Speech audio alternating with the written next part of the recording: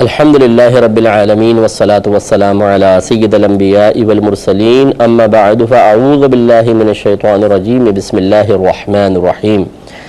الحمدللہ الہادی پروگرام میں سچائی کا، سچ کا، صداقت کا، صدق کا بیان چل رہا تھا۔ یہ وہ چیز ہے کہ جس شخص میں، جس ذات میں موجود ہو، اللہ تبارک و تعالیٰ اس کو سنوار دیتا ہے، نکھار دیتا ہے۔ کاش ہمارے سننے والے بھائی بہن اور مجھے بھی چاہیے کہ جب بھی ہم کوئی اصلاحی بات کریں، کوئی عمل کی بات کریں، کسی چیز سے اجتناب کا ذکر کریں تو ہمیں بھی اپنے آپ کو سامنے رکھنا چاہیے۔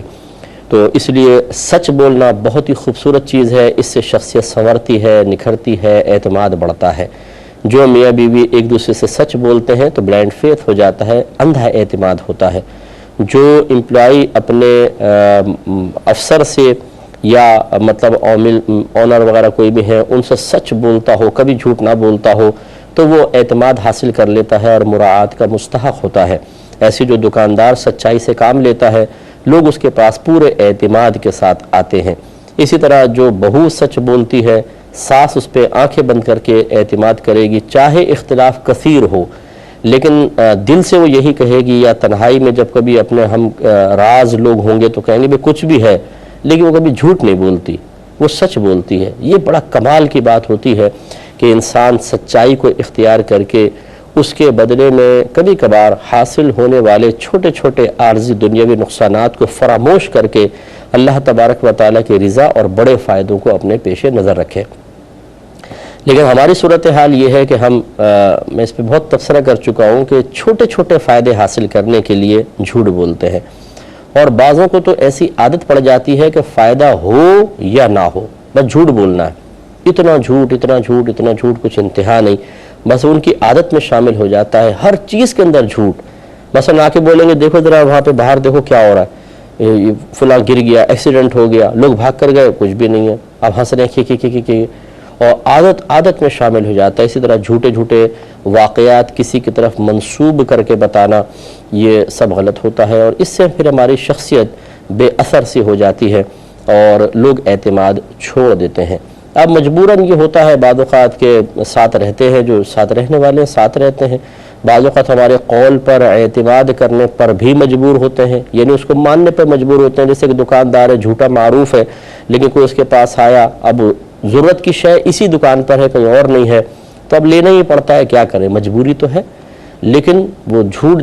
دل جو ہے اس کی طرف سے مطمئن نہیں ہوتا اور اس کا وقار ہمارے دل میں کبھی پیدا نہیں ہوتا ہے۔ اس لیے ہمیں کوشش کرنی چاہیے کہ اپنے وقار کو بڑھائیں۔ تو اب یہ حدیث پچھلے پروگرام میں چل رہی تھی، بخاری و مسلم کی حدیث پاک ہے کہ ہرقلہ جو شہنشاہ روم تھا، اس نے حضرت ابو سفیان، جو اس وقت تک ایمان نہیں لے کر آئے تھے، انہیں اپنے دربار میں بلایا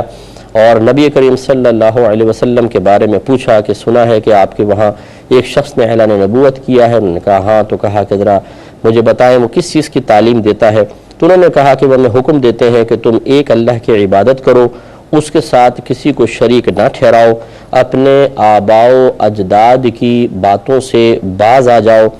اس کے علاوہ وہ ہمیں نماز کی، صداقت کی، پاک دامنی اور صلہ رحمی کی تلقین کرتا ہے، صلہ رحمی کا حکم دیتا ہے۔ اسی پہ ہمارا کلام چل رہا تھا۔ نماز، نبی کریم صلی اللہ علیہ وسلم نے اس دور میں، یعنی شرک کے بعد، شرک کی ممانعت کے ساتھ نماز پڑھنے کی تلقین کرنا، یہ ثابت کرتا ہے کہ یہ بہت اہم چیز ہے۔ لیکن اس میں دیکھیں ہماری کوتاہیاں کتنی ہیں۔ اسی طریقے سے صداقت، سچائی کی سرکار نے تلقین کی اور خود عمل کر کے دکھایا۔ 40 سال تک اعلان نبوت سے پہلے نبی کریم صلی اللہ علیہ وسلم ہمیشہ سچ فرماتے رہے، اور کبھی ایسا نہ ہوا کہ آپ نے مطلب کوئی معاذ اللہ غلط بیانی سے کام لیا ہو، جس کی بنا پر مکمل اعتماد آپ پر قائم ہوا ہے۔ جب بی بی خدیجہ الکبریٰ رضی اللہ تعالی عنہا نے آپ کو اپنی تجارت کا مال دیا کہ آپ یہ کریں، مداربت تھی کہ مال ان کا تھا، نبی کریم صلی اللہ علیہ وسلم کی محنت تھی، تو انہوں نے ایک غلام تھا جو سرکار صلی اللہ علیہ وسلم کے ساتھ، اس نے کہا تم رہنا، انہوں نے فرمایا تم رہنا اور دیکھنا کہ یہ کس طریقے سے تجارت کرتے ہیں۔ تو اس نے آ کر یہی بتایا کہ میں نے یہ دیکھا کہ کبھی بھی سودا بیچتے ہوئے، مال بیچتے ہوئے آپ نے غلط بیانی سے کام نہیں لیا، ہمیشہ سچ بولا ہے، اور اس کی بڑی برکت ہوئی کہ بڑی تجارت میں پہلے سے کئی گنا زیادہ اللہ تعالیٰ نے برکت دی اور نفع ہوا۔ کاش ہمارے دکاندار بھی یہ سمجھ جائیں، چھوٹی چھوٹی باتوں پہ جھوٹ بول کے چند ٹکے لے کر اس کے بدلے میں اگر اپنے گھر والوں کو دے بھی دیں گے تو بتائیے اس میں کیا برکت پیدا ہوگی۔ بچے بیمار ہوں گے، نافرمان پیدا ہوں گے، بدتمیز قسم کے پیدا ہوں گے، گھر میں ایکسیڈنٹ ہوں گے، بیماریاں ہوں گی، مصیبتیں آئیں گی۔ اس لیے ان چیزوں کو ذرا سمجھنے کی ضرورت ہے، اللہ تعالیٰ پر کامل اعتماد اور اعتقاد رکھنے کی ضرورت ہے۔ اس طرح پاک دامنی کی تلقین سرکار نے فرمائی، کیونکہ فحاشی بہت زیادہ عام تھی، سرکار نے پاک دامنی کی تلقین کی ہے۔ اس لیے ہمیں بھی چاہیے کہ پاک دامنی اختیار کریں، جو اکثر ہمارے پاس نہیں ہوتی ہے، کیونکہ ہمارا ذہن خراب سوچتا ہے، ہم خراب دیکھتے ہیں، ہم خراب سننا چاہتے ہیں، ہم خراب بولنا چاہتے ہیں، اسی طرح ہم خراب صحبت میں، فحش صحبت میں رہنا چاہتے ہیں، اسی طرح ہم اور بہت سارے خراب قسم کے کام جو ایک شریف آدمی کو زیبا نہیں ہے، زیب نہیں دیتے ہیں، وہ اختیار کرتے ہیں، اور ہم چاہتے ہیں کہ کسی کے سامنے وہ ظاہر بھی نہ ہو۔ تو اس سے یہ اندازہ ہوتا ہے کہ وہ کام کبھی بھی جائز نہیں ہو سکتا جس کو آپ دوسروں سے چھپانا چاہیں اور آپ کو زوال عزت کا خوف محسوس ہو۔ تو اس لیے اس سے ہمیں اجتناب کرنا چاہیے۔ جو شخص پاک دامن ہوتا ہے، پرہیزگار ہوتا ہے، ان گندگیوں اور آلائشوں سے محفوظ ہوتا ہے، اس کی شخصیت پر بھی بڑا اعتماد بڑھتا ہے۔ جو گھر کا نوکر ایسا ہو کہ وہ گھر کی عورتوں کو دیکھتا نہ ہو، ان کے اس کی کوئی حرکت ایسی نہ ہو جو شک پیدا کرنے والی ہو، اپنے کام سے کام رکھتا ہے، اس پہ اعتماد بڑھتا چلا جاتا ہے۔ اپنے ایک طرح سے ایسے نوکر کو فیملی ممبر بنا لیا جاتا ہے، اور اگر وہ پہلے ہی بد نگاہی کا عادی ہو اور گھر میں آ کے بھی ایسی حرکتیں کرے تو پھر اعتماد اٹھتا ہے۔ اسی طریقے سے جیسے دوست احباب ہوتے ہیں، بعض دوستوں کو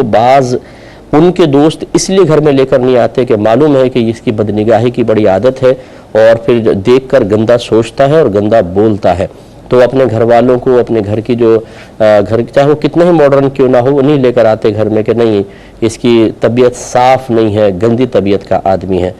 اور معذرت چاہتا ہوں کہ بہت سے ایسے ٹھرکی ہوتے ہیں کہ جو عمر کے بہت آگے حصے میں پہنچ چکے ہوتے ہیں اور بچے جوان ہیں، لیکن ان کی بھی عادت ہوتی ہے کہ جب بھی کسی گھر میں گھسیں گے یوں دیکھیں گے، ادھر دیکھیں گے، ادھر دیکھیں گے، پردے کے پیچھے سے یوں دیکھنے کی کوشش کریں گے کوئی نظر آ جائے۔ اچھا اگر نظر آ بھی گیا تو کیا فائدہ ہوگا؟ بس ایک حفظ نفس، تھوڑا سا سکون۔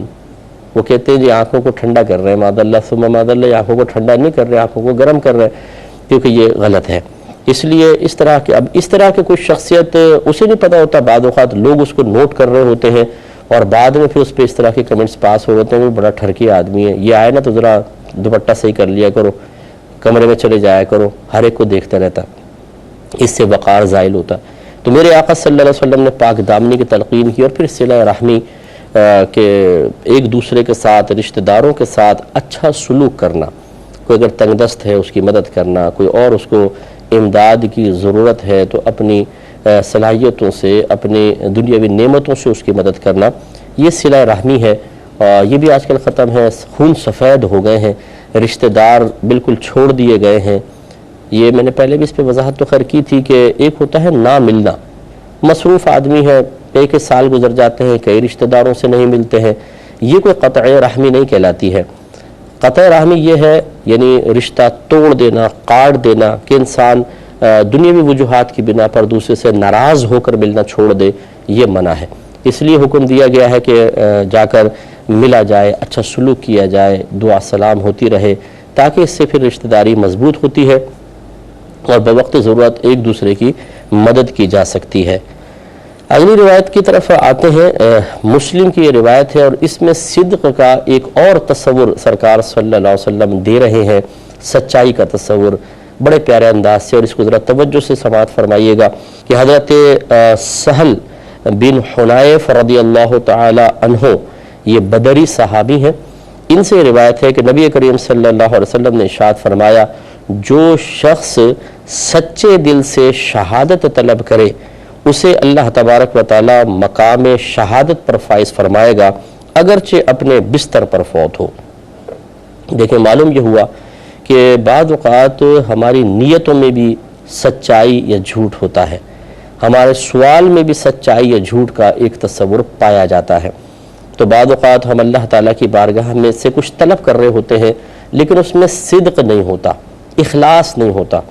اس میں مطلب کچھ ملاوٹ ہوتی ہے۔ جیسے یہ سرکار نے شاید فرمایا، اگر کوئی کہہ رہا اللہ تعالیٰ حرم دکھا دے، لیکن وہ جذبہ نہیں ہے، جوش نہیں ہے، وہ مطلب تڑپ نہیں ہے، بس ویسے لوگ دعا کر رہے ہیں تو اس نے بھی ساتھ میں دعا کر لی، یہ عدم صدق کہلاتا ہے۔ اگرچہ اس کو جھوٹ سے تعبیر نہیں کرتے ہیں، لیکن ہم یہ کہیں گے کہ اس کے ابھی نیت میں سچائی موجود نہیں ہے، صدق موجود نہیں ہے، صداقت موجود نہیں ہے۔ اسی طریقے سے بعض اوقات انسان کہہ رہا ہوتا ہے اللہ تعالیٰ کہ تو نعمتیں دیتا نا، میں دوسروں کو بھی بانٹتا خوب،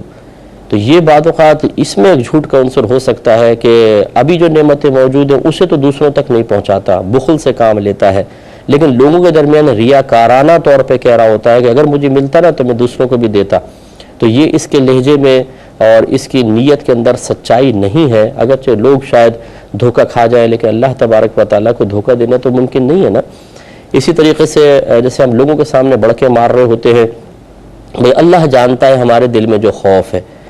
تو لوگوں کو ہم شاید متاثر کرنا چاہ رہے ہوتے ہیں، لیکن ہمارے اس دعوے میں بھی کوئی سچائی نہیں ہوتی۔ اللہ تعالیٰ بہتر جانتا ہے کہ یہ کتنا ڈرنے والا ہے۔ لوگوں کے سامنے بس تھوڑا سا جو اس طرح کے اجنبی لوگ ہوتے ہیں کہ جن کے سامنے بے احتیاطی زوال عزت کا سبب بن جائے، وہاں پر بڑی احتیاط دکھاتا ہے، اور جب بے تکلف دوستوں کے درمیان آتا ہے، جہاں آفس میں یا فیکٹری میں کام کر رہا ہوتا ہے ان کے درمیان آتا ہے، یا اپنے گھر والوں کے درمیان بعض اوقات جہاں زوال عزت کو کوئی خوف نہ ہو تو انسان غیر محتاط ہو جاتا ہے، اور پھر کوئی خوف الہی نظر نہیں آتا، کوئی خوف خدا نہیں نظر آتا۔ نمازیں بھی قضا ہو رہی ہیں، الٹی سیدھی حرکتیں ہو رہی ہیں، گندی باتیں ہو رہی ہیں، فحش باتوں پر کلام کیا جا رہا ہے، تو اس سے معلوم ہوا کہ آدمی بہت دفعہ اپنے دعووں میں سچا نہیں ہوتا۔ اسی طرح دعاؤں میں سچائی نہیں ہوتی ہے، ہم طلب کر رہے ہوتے ہیں اور اس میں صدق نہیں ہوتا، صرف ظاہری طور پر زبان سے الفاظ تو نکل رہے ہوتے ہیں، لیکن دل اس زبان کے الفاظ کے ساتھ کنیکٹ نہیں ہوتا، جس کو آپ کہہ لیجئے کہ اندر سے کوئی جوش جذبہ نہیں ہوتا، صرف زبان سے رسمی طور پہ الفاظ نکل رہے ہوتے ہیں۔ تو یہ سمجھ لیں آپ کے لہجے کی یا جو نیتوں کی عدم سچائی ہوگی، گویا کہ اس میں بھی کاملیت پیدا نہیں ہوئی۔ اسی طریقے سے بعض اوقات ہم توبہ کرتے ہیں اور توبہ میں بھی صدق نہیں ہوتا۔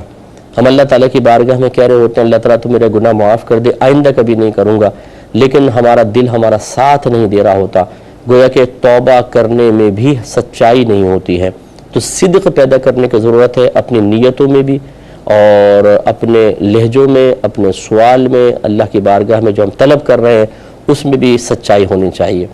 لہٰذا آپ دیکھیں انعام کتنا بڑا ہے کہ اگر کوئی سچے دل سے شہادت کو طلب کرے، کہ واقعی وہ دل سے چاہتا ہو، یوں نہیں کہ بس زبانی، جیسے بھی عرض کیا کہ رسمی طور اللہ تعالیٰ مجھے شہادت کا مقام عطا فرما، اور جب دعا کے بعد سوچتا ہوں گولی نہ لگ جائے،